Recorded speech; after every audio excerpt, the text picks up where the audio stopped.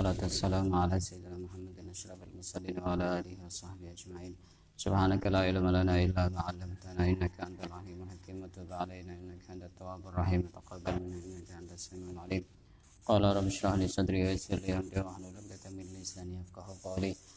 Nawaitu ta'alluma wa ta'lima wa ifadata wal istifadata wa tamassuka li kitabillahi wa sunnati rasulih wa du'a ila al-huda wa dalalata 'ala al-khair ibtigha mardatihi wa qurbihi wa thawabihi subhanahu wa ta'ala. Qala al-musannif rahimahullah ta'ala wa nafa'ana bihi wa bi 'ulumihi wa amadana bi asrarihi wa anwarihi wa nafahatihi fid dunya wal akhirah. Kita lanjutkan kajian kitab pada pagi hari ini. Kita kemarin membahas tentang kesunahan-kesunahan di dalam sholat. Kesunahan itu ada sebelum sholat, ada pada saat sholat, dan juga ada kesunahan setelah selesai sholat.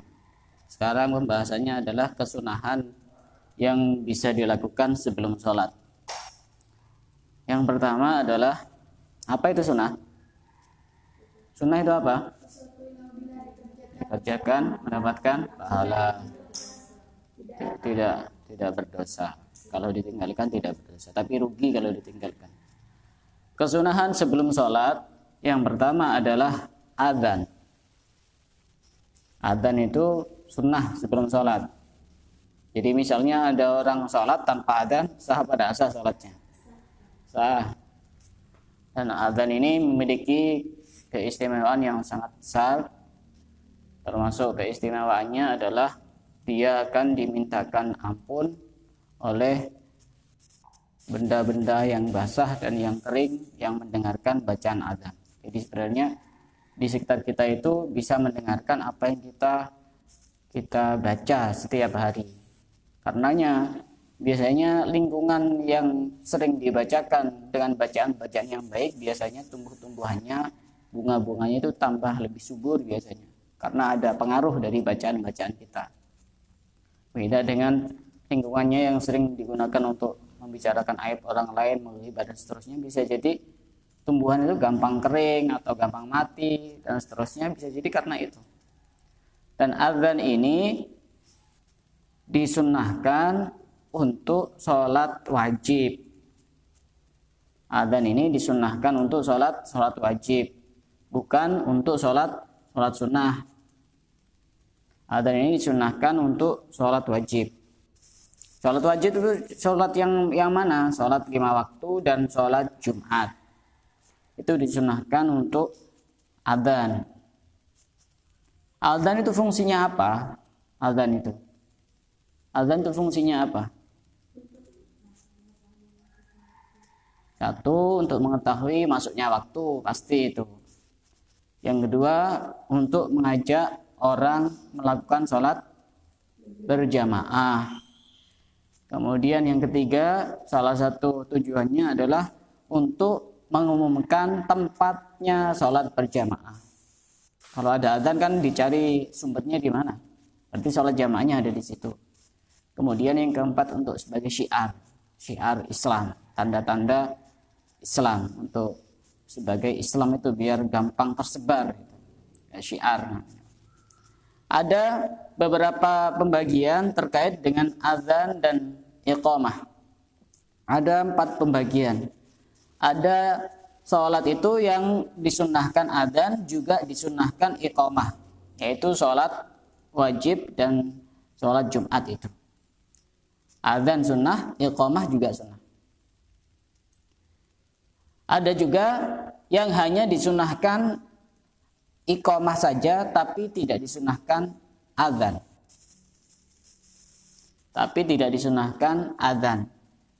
Contohnya apa? Contohnya misalnya ada orang sholat qadha atau sholat jamak, maka pada saat itu tidak disunahkan adzan, tapi sunnah untuk iqamah.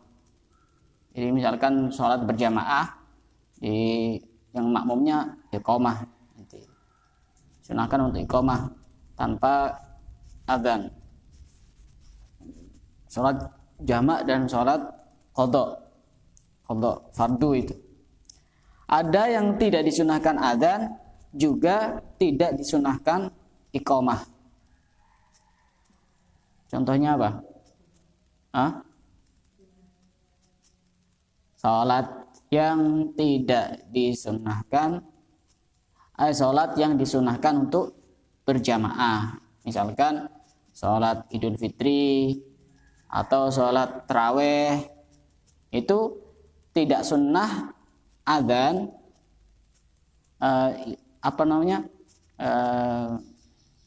tidak disunahkan untuk adzan dan iqamah, tapi disunahkan untuk nida namanya. Nida itu semacam seruan untuk melaksanakan sholat. Misalkan shollu jami'ah, atau misalkan di dalam sholat Idul Fitri shollu sunnatal Idul Fitri rakataini jami'atan rahimakumullah. Tanpa ada adzan, tanpa ada iqamah. Sholat tarawih pernah lihat iqamah? Sholat tarawih ada iqamahnya? Tidak ada kan? Adzannya ada? Tidak ada. Adzannya adzan apa itu? Adzan isya, bukan adzan untuk sholat tarawih. Jadi kalau iqamah dan adzan itu tidak disunahkan pada saat sholat yang apa? Yang disunahkan untuk berjamaah. Ada juga yang tidak disunahkan ketiga-tiganya. Adzan juga tidak sunnah, iqamah juga tidak sunnah, seruan panggilan juga tidak sunnah. Contohnya sholat yang tidak disunahkan untuk berjamaah. Contoh sholat apa? Sholat duha, sholat sunnah qobliyah, ba'diyah. Itu tidak disunahkan adzan, tidak disunahkan iqamah. Juga tidak disunahkan untuk ada seruan melaksanakan sholat, semisal shollu jami'ah dan seterusnya, tidak disunahkan. Karena memang hukum asalnya tidak disunahkan untuk sholat berjamaah. Dan azan ini berlaku bagi laki-laki. Bagi perempuan tidak berlaku. Bagi perempuan tidak berlaku, jadi tidak usah azan kalau perempuan itu. Syarat sahnya azan itu ada beberapa syarat sehingga azan itu bisa dikatakan azan yang sah. Walaupun ini juga termasuk sunnah ya. Azan dan iqamah itu ada syaratnya. Yang pertama harus berkesinambungan, langsung nyambung. Allahu Akbar, Allahu Akbar. Langsung. Tidak usah dipisah-pisah. Dipisah-pisah, misalkan dikasih jeda mau makan dulu. Nanti dilanjut setelah makan, lanjut yang berikutnya. Ya harus diulang dari awal kalau seperti itu. Itu namanya mualah. Yang kedua tartib. Tartib itu sesuai dengan urutan. Jadi tidak boleh Allahu Akbar, Allahu Akbar, la ilaha illallah, asyhadu an la ilaha illallah. Tidak bisa. Harus urut sesuai dengan urutan. Yang ketiga harus masuk waktu. Harus masuk waktu. Tidak boleh adzan sebelum masuk waktu. Bahaya. Kenapa kok bahaya?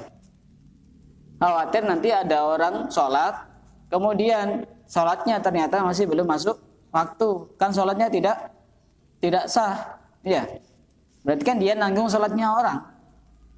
Dia nanggung sholatnya orang. Walaupun kenyataannya kemarin itu misalnya ada orang sholat dan ternyata waktunya belum masuk, apa kemarin hukumnya itu?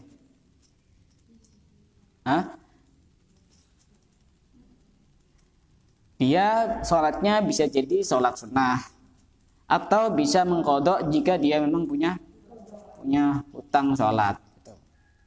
Kecuali sholat subuh itu disunahkan azan 2 kali. Pada saat masuk waktu subuh dan pada saat pertengahan malam atau menjelang sahur. Itu pilihan. Jadi tidak usah heran kalau misalkan ada orang azan jam 2, jam 3 itu, atau jam 1. Ya memang itu sunnah. Cuma karena di Indonesia itu sudah belum terbiasa melakukan azan seperti itu sehingga kadang-kadang dikatakan sesat. Padahal waktu saya di Tarim itu sudah biasa dengar adzan orang adzan jam 3 atau setengah 3 itu ada adzan itu. Tapi itu bukan adzan subuh. Adzan untuk semisal siap-siap. Ini sudah waktunya bentar lagi subuh. Ya barangkali juga ada orang yang mau sholat ya, bisa jadi ya sholat isya juga, bisa jadi sholat tahajud. Santri sekarang itu sholat subuhnya dengan wudhu isya. Soalnya sholat isyanya mepet subuh. Harus masuk waktu. Kalau belum masuk waktu tidak bisa. Kemudian adzan dan iqamah itu yang bagus adalah satu orang. Kenapa? Karena kadang ada orang adzannya ada, qomatnya lain orang, ya. Nah, yang bagus itu antara adzan dan iqamah itu satu orang itu. Kalau misalkan beda, ya tetap tidak apa-apa. Tetap tidak apa-apa, ini lagi-lagi urusan sunnah. Tapi yang bagus, yang adzan juga yang iqamah. Yang iqamah juga yang adzan. Gitu. Kemudian harus berbahasa Arab. Tidak boleh adzan pakai bahasa Madura, tidak boleh. Gimana kalau pakai bahasa Madura? Mau pakai bahasa Madura, bukan bahasa. Tidak boleh. Pakai bahasa selain bahasa Arab tidak boleh. Dan syarat yang keenam, harus dengan suara yang keras jika memang di situ ada sholat berjamaah. Harus dengan suara yang keras jika memang di situ ada sholat berjamaah. Memangnya ada yang tidak berjamaah. Tidak berjamaah pun juga disunahkan adzan. Misalkan sholat sendiri, sunnah adzan. Sunnah adzan bagi laki-laki. Tapi kalau sholat sendiri tidak usah pakai mikrofon adzannya. Kalau sholat berjamaah disunahkan untuk mengeraskan suara. Kalau dulu kan masih belum ada mikrofon, sehingga ketika adzan itu naik ke menara, sehingga terdengar oleh ini masyarakat sekitarnya itu. Kalau sekarang cukup pakai mikrofon. Nah, itu sudah sangat keras sekali itu. Disunahkan untuk mengeraskan suara pada saat adzan. Dan juga syarat siapakah yang boleh untuk melakukan adzan, yang pasti orang Islam. Yang tidak Islam tidak boleh. Yang kedua tamyiz. Tamyiz itu ya sudah bisa membedakan mana kanan, mana kiri, bisa cebok sendiri, bisa makan sendiri, bisa minum sendiri. Makanya anak kecil jangan disuruh adzan yang masih belum bisa kayak itu, nanti dibuat main-main. Akhirnya orang meremehkan syiar-syiar Islam. Jangan diperbolehkan untuk adzan. Yang ketiga yang pasti laki-laki. Kalau perempuan tidak boleh. Apalagi? Apa? Banci, tidak boleh adzan. Yang perempuan itu disunahkan jika memang itu iqamah tidak apa-apa. Atau memang di situ disunahkan adzan untuk khusus jamaah perempuan, tapi jarang biasanya. Cukup iqamah saja juga tidak apa-apa. Karena apalagi misalkan adzannya pakai pengeras suara ya tambah tidak disyariatkan, tidak dianjurkan. Dan kemudian muadzin itu harus tahu masuknya waktu, jangan asal-asalan. Di situ kan pasti ada jadwalnya di masjid itu. Jadwal masuk waktu itu harus tahu. Biar tidak menyesatkan orang lain. Kemudian adzannya itu juga harus tartil. Jangan sembarangan adzannya itu. Kemudian pada saat adzan subuh, ini gampang, saya percepat aja. Pada saat subuh ada tambahan adzan, as-sholatu khairum minan naum. Salat itu lebih baik daripada tidur. Kalau orang hobinya tidur, an-naumu khairum minas shalah. Tidur itu lebih baik daripada salat. Apa jawabannya pada saat kita mendengar adzan as-sholatu khairum minan naum? Sadaqta wa barta wa ana ala dzalika minasyahidin. Kemudian disunahkan at-tarji. Adzan itu disunahkan at-tarji. Tarji itu kita membaca syahadat sebelum kita mengeraskan suara. Contoh, asyhadu an la ilaha illallah, asyhadu an la ilaha illallah. Tapi kita sudah baca terlebih dahulu. Sunnah seperti itu. asyhadu anna Muhammadar Rasulullah juga sama. Yang khusus syahadat itu disunahkan dan ini dipraktekkan di Tarim di Yaman itu. Di sini saya jarang melihat orang adzan seperti itu. Ini disunahkan. Kenapa disunahkan? Karena syahadat ini kan kita mengajak orang untuk bersaksi bahwa Allah itu adalah sebagai Tuhan dan Muhammad adalah utusan Allah. Maka kita sudah semestinya untuk bersaksi terlebih dahulu sebelum mengajak kepada orang lain. Kemudian orang adzan itu juga disunahkan meletakkan ini jari ini ke sini sebagai pertanda bahwa ini sedang adzan. Tapi kadang-kadang orang itu adzannya itu bukan seperti ini, tapi gini, lain. Maksudnya seperti ini. Nah, ini sunnah, tapi tidak seperti itu juga tetap sah adzannya. Ini lagi-lagi urusan sunnah. Pada saat kita mengucapkan hayya 'alas shalah itu disunahkan untuk menoleh ke kanan. Kanan apa kiri? Hayya 'alas shalah. Hayya 'alas shalah. Hayya 'alas shalah yang kedua itu balik dari kita noleh ke kanan terus balik ke posisi semula. Itu. Kemudian pada saat hayya 'alal falah noleh ke kiri. Hayya 'alal falah. Hayya 'alal falah, seperti itu. Bukan kemudian gini, kadang-kadang orang gini, hayya 'alas shalah. Hayya 'alas shalah, bukan.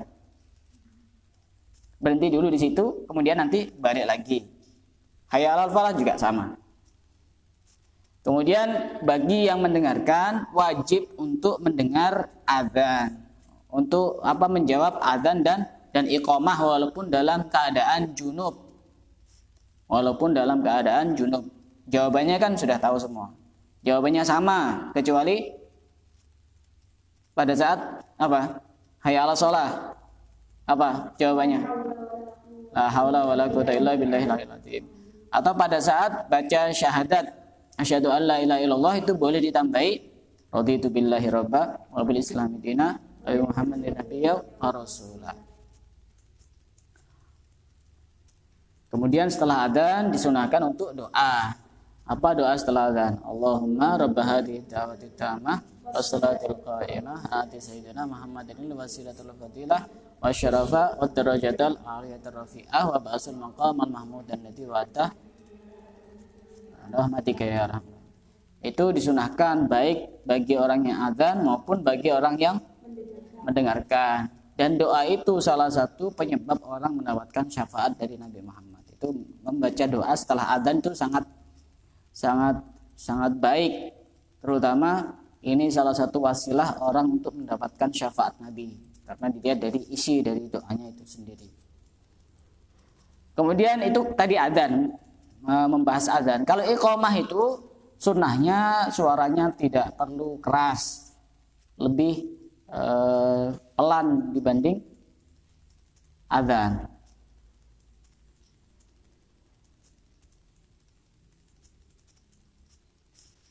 Kemudian pada saat yang mendengarkan iqamah itu disunahkan untuk menjawab aqamahullahu wa adamaha ma damatis samawati wal ard wa ja'alani min sholihi ahliha.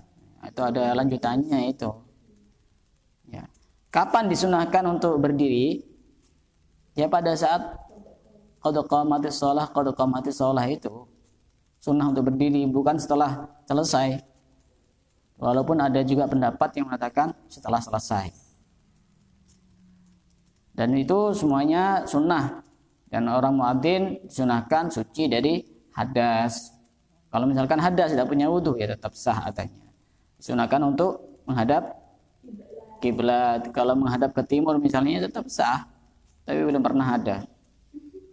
Kemudian juga disunahkan untuk memakai siwak dan seterusnya. Kita lanjutkan, itu tentang adzan dan iqamah. Kesunahan sebelum sholat, adzan dan iqamah. Yang berikutnya apa? Kesunahan sebelum sholat, menuju sholat dengan kondisi tenang dan tidak terburu-buru. Itu ketika memang kita itu sholat berjamaah di musholla atau di masjid. Atau misalkan sholat di rumah sendiri juga tidak perlu terburu-buru untuk mendatangi tempat sholatnya, tenang. Dan ini tenang ini akan berlaku bagi orang yang tidak sudah dipersiapkan sebelumnya. Kalau dia mau sholat, bukan sholatnya mepet-mepet waktu, akhirnya kan keburu-buru, dari jeding lari maraton, kemudian menuju ke tempat sholatnya. Ini tidak sunnah kalau seperti itu, akhirnya mengganggu kekhusyuan. Jadi sudah dipersiapkan beberapa menit atau beberapa jam sebelumnya kalau dia mau sholat. Kemudian ada sunnah juga sebelum sholat itu doa antara azan dan iqamah, itu termasuk waktu-waktu yang sangat mustajab, yang lebih mudah dikabulkan oleh Allah. Itu doa antara azan dan iqamah. Kalau ada yang pujian ya biar pujian, kita yang tidak pujian ya kita doa walaupun cuma 1 kata 2 kata, tidak apa-apa. Itu termasuk sesuatu yang sangat mudah dikabulkan oleh Allah ketika berdoa antara adzan dan iqamah. Kemudian disunahkan juga melakukan sholat qabliyah, baik itu qabliyah subuh. Yang paling penting itu qabliyah subuh. Kalau tidak bisa istiqomah qabliyah sholat-sholat yang lain, jangan sampai tertinggal melakukan qabliyah subuh. Itu yang paling penting karena fadilahnya sangat besar. Khairun minad dunya wa ma fiha, lebih baik daripada dunia dan seisinya. Jadi orang yang paling kaya itu orang yang istiqomah sholat qabliyah subuh, bukan orang yang punya mobil banyak, bukan orang yang punya rumah mewah, tapi orang yang istiqomah sholat qabliyah subuh, qabliyah duhur, qabliyah asar, qabliyah Jumat, qabliyah maghrib, qabliyah isya. Itu disunahkan semuanya. Kemudian setelah itu kemudian sebelum sholat itu disunahkan untuk membaca surat An-Nas. Sunnah untuk membaca surat An-Nas. Biar apa? Biar diganggu sama setan, apalagi setan yang kanan kirinya itu, biar tidak ganggu itu. Disunahkan untuk membaca surat An-Nas dan didahului a'udzubillahi minasyaitonirrajim. Kemudian baca surat An-Nas. Dan ini tidak akan mungkin bisa kalau orang sholatnya keburu-buru. Misalkan sholat berjamaah, nanti ketinggalan sebelum wudhu, hanya lari-lari, ya tidak sempat mungkin baca ini. Makanya ini kan yang bagus itu tidak terburu-buru kalau mau sholat. Itu disunahkan untuk membaca surat An-Nas. Kemarin ada yang tanya ke saya, Ustaz itu gimana kalau ada orang sebelum sholat tidak baca qul a'udzu birabbin nas, ya tidak apa-apa, nggak pengaruh sama sholatnya. Ini kan kegiatan yang dilakukan sebelum sholat, jadi tidak ada pengaruhnya sama sholat. Kemudian juga disunahkan untuk melihat ke tempat sujud pada saat sholat, dan sebelum sholat juga sama. Kemudian juga disunahkan untuk menempati shaf yang terdepan kalau sholat berjamaah. Kalau sholat sunnah itu yang sunnah adalah pindah-pindah tempat. Kalau sholat sunnah itu lebih bagus pindah-pindah tempat. Kalau sholat wajib, sholat berjamaah ya lebih bagus shaf yang terdepan, paling depan, di belakang imam. Tapi yang bagus di belakang imam itu yang ngerti tentang hukum-hukum fikih terkait urusan sholat. Kenapa? Karena nanti ketika imam itu melakukan kesalahan, dia bisa menegur, atau misalnya imamnya batal kemudian dia keluar, bisa menggantikan ke depan. Jangan anak kecil. Makanya harus diajari kalau sholat jamaah yang di belakang itu minimal yang agak ngerti fikih, walaupun tidak ngerti banget juga tidak apa-apa. Minimal yang agak ngerti lah dibanding yang lain tentang hukum-hukum fikih. Dan orang yang ngerti itu juga harus sadar, dia harus cepat-cepat ada di belakang imam, jangan ada di belakang, di shaf yang paling belakang. Nah. Kemudian disunahkan untuk merapatkan barisan, dan barisan itu lurus. Lurusnya itu dilihat dari tumitnya, walaupun jarinya kadang tidak sama karena ada yang panjang, ada yang pendek. Ada yang setengah panjang, setengah pendek. Tapi intinya itu harus lurus. Dan tidak harus nempel. Kadang-kadang sholatnya gini. Nah, ini kakinya itu. Ya, tidak harus seperti itu. Tidak harus nempel, yang penting lurus. Lurus itu. Kemudian pada saat sebelum sholat itu harus masuk dengan semangat. Dan buang segala kesibukan yang kita pikirkan di dalam hati kita sendiri. Biar sholatnya lebih khusyuk. Wong kadang sudah disingkirkan pikiran-pikiran yang ada di pikiran kita masih tetap tidak khusyuk, apalagi masih belum disingkirkan. Karenanya itu sholat qobliyah ba'diyah itu fungsinya untuk menjadikan sholat kita menjadi sholat yang sempurna. Barangkali pada saat sholat kita tidak khusyuk atau ingat masalah hutang, ingat masalah apa ini dan itu. Nah, itu fungsinya sholat qobliyah ba'diyah bukan untuk mengganti rukun yang kita tinggal tekan, tapi untuk menyempurnakan saja. Tapi kalau kita pada saat sholat ada rukun yang tertinggal, tidak cukup diganti dengan sholat qobliyah dan ba'diyah, tidak cukup. Itu kesunahan-kesunahan setelah melakukan sebelum melakukan sholat. Ada juga kesunahan yang dilakukan setelah melakukan sholat. Apa itu? Kesunahan? Baca istighfar. Baca istighfar. Ya, ini yang sering terjadi kesalahan. Istighfar pada saat wiritan itu tidak sama seperti ayat kursi. Ini yang sering terjadi kesalahan. Ayat kursi itu gimana? Allahu la ilaha illa huwal hayyul qayyum. Ya-nya di dhammah. Huwal hayyul qayyum. Beda dengan istighfar kita setelah selesai sholat. Astaghfirullahaladzim alladzi la ilaha illa huwal hayyal qayyum. Ya.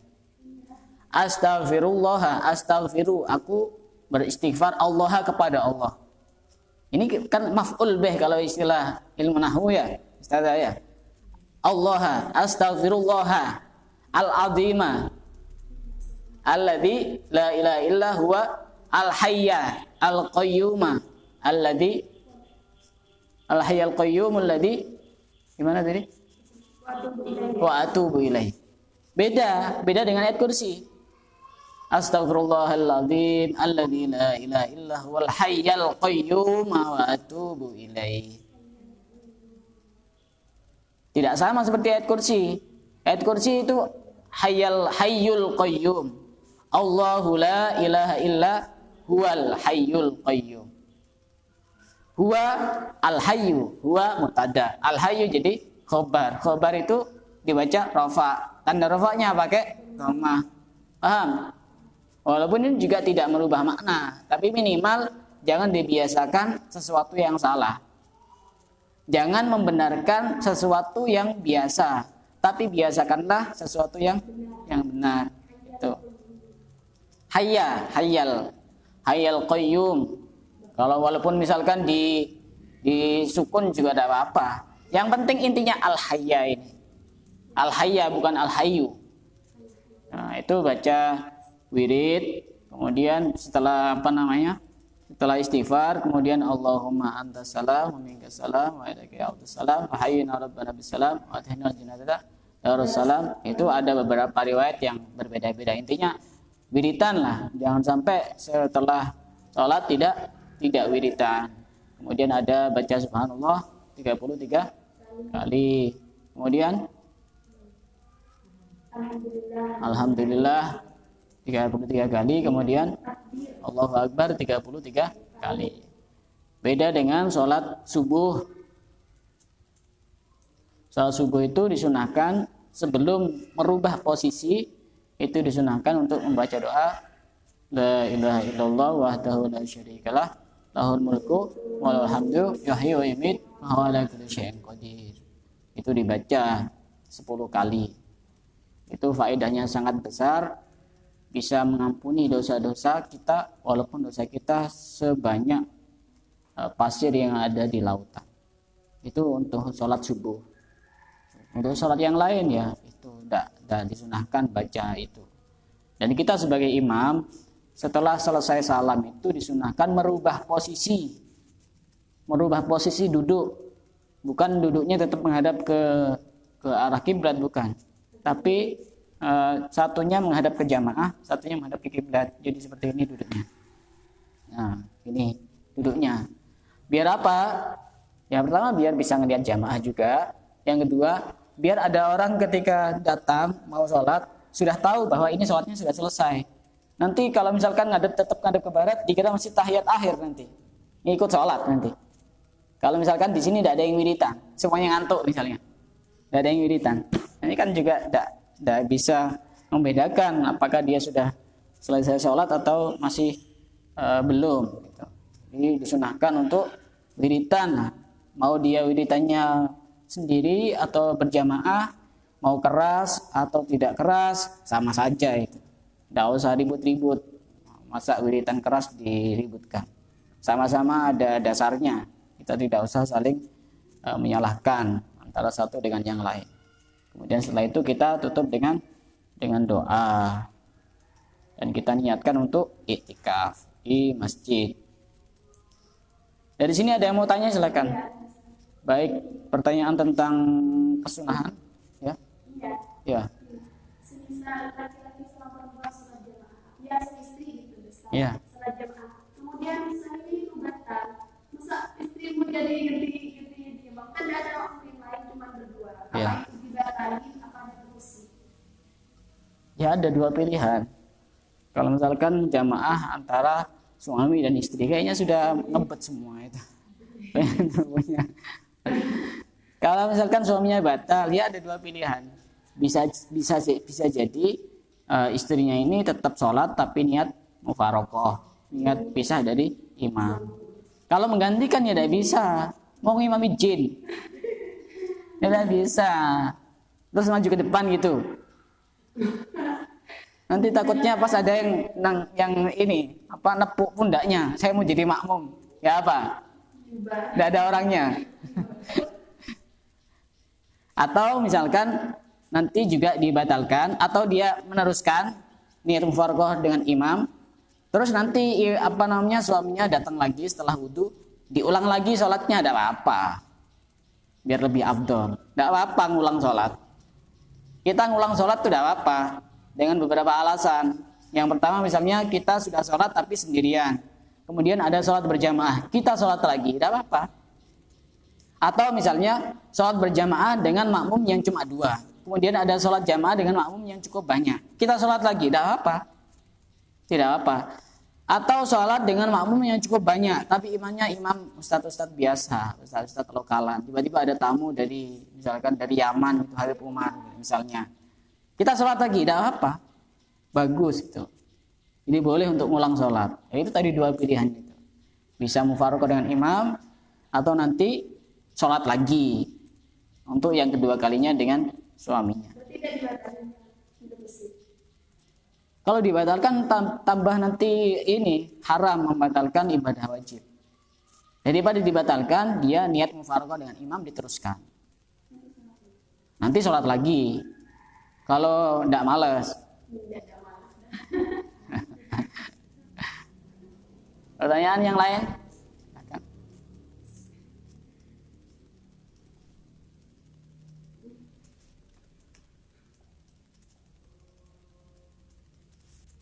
Ada pertanyaan? Tidak ada.